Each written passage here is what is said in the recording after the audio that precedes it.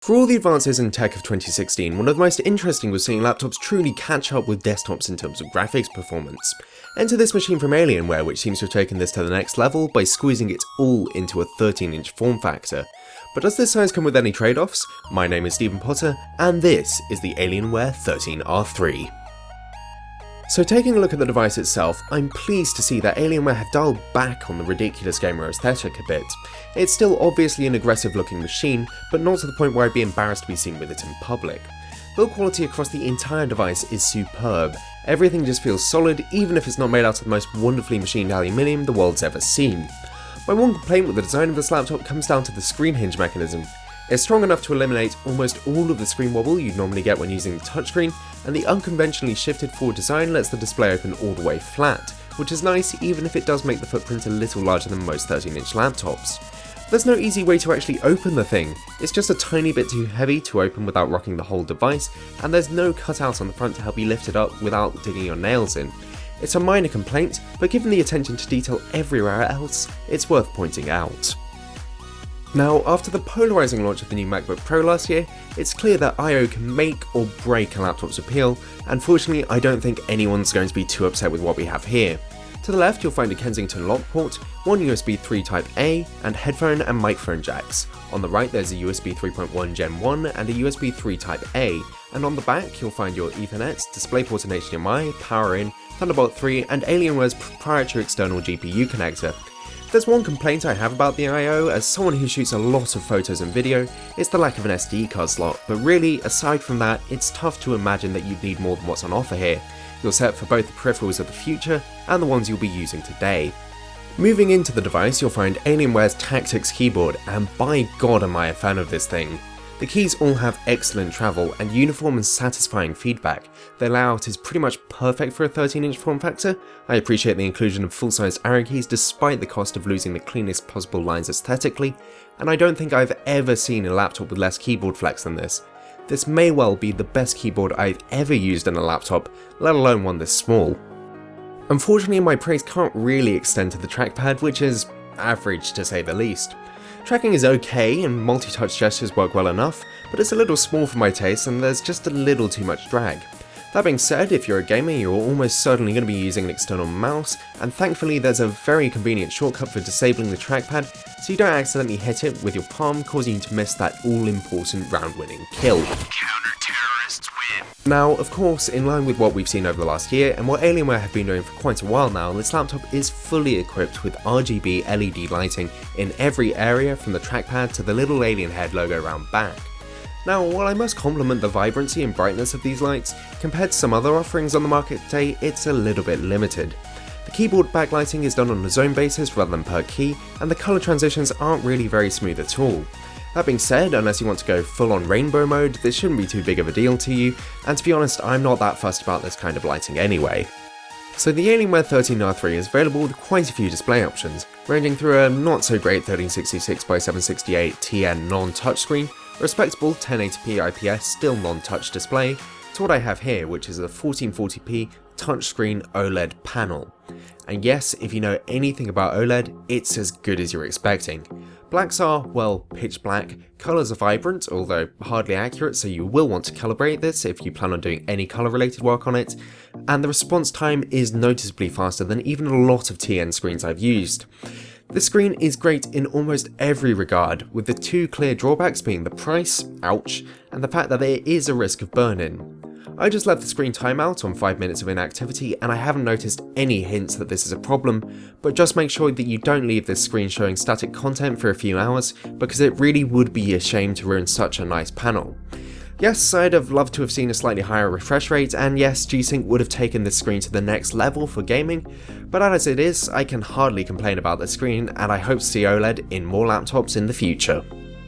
Before we get any further, it's worth noting that Alienware have been refreshing all of their laptops with Intel's Kaby Lake CPUs. It's a pretty small upgrade, even by their admission, so most things should be pretty much the same, but bear in mind that some of the performance and battery life results might just be a little better on more recent models. Now that that's all out of the way, let's take a look at some of the performance figures. The machine I have here is spec'd out with 32GB of 2400MHz RAM and the i7-6700HQ, but aside from that, the performance figures should be pretty much identical across the whole range. So starting off with some gaming performance, this thing simply flies.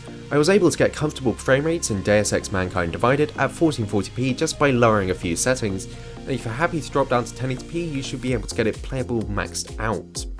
Most older titles work really well, and yes, this thing can absolutely run Crysis. For more general purpose tasks, the CPU handles pretty much everything respectively. In fact, I even prefer video editing on this laptop to my desktop, although that's probably more to do with the much faster PCI Express SSD storage than anything else. So yes, on the whole, you really shouldn't be disappointed by the performance of this machine. One thing thin and light gaming laptops are known for is making quite a lot of noise, in some cases up to hairdryer levels, but here the 13R3 has a few tricks up its sleeve. At idle and light loads, this machine can run entirely fanless, making it actually a lot quieter than a lot of less powerful laptops on the market. Of course though, if you stuff this much power into a chassis of this size, the fans are going to spin up at some point, and when they do, well, they're a bit quieter than some other laptops in its size and performance class, but make no mistake, this machine gets loud. Anyway, take a listen for yourself.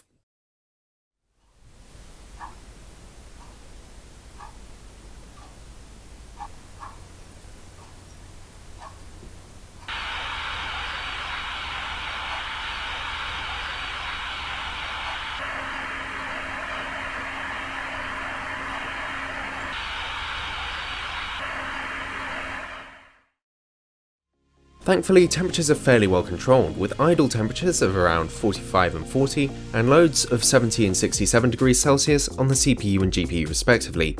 Thermal throttling is absolutely not something you need to worry about with this laptop. Okay, so if you've got a machine that gets loud, you'll probably want some fairly powerful speakers to drown that noise out, and here Alienware do not disappoint. Even though they're side-facing, they're still pretty loud, and they're some of the best speakers I've heard on a laptop overall.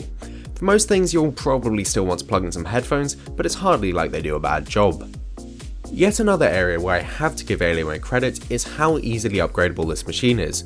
Popping off the bottom cover is easily, thanks to some captive standard Phillips head screws, and once you're in, you'll see everything you need neatly arranged in front of you, with some nice little labels to help you find your way around.